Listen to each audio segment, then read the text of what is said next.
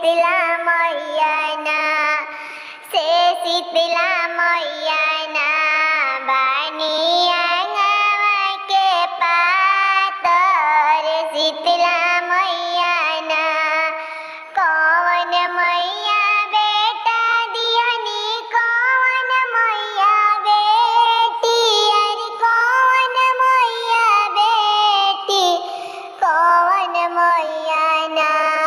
दिहनी आधा सिंहरवा,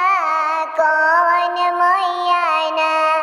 दुर्गा मैया बेटा दिहनी, काली मैया बेटी, अरे काली मैया बेटी,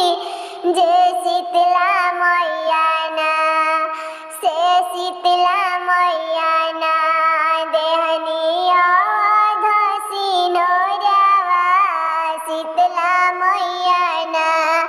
कौन मैया शेर चढ़ी, कौन मैया हाथी, अरे कौन मैया हाथी से, कौन मैया ना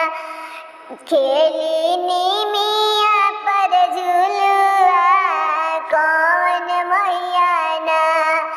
देवी मैया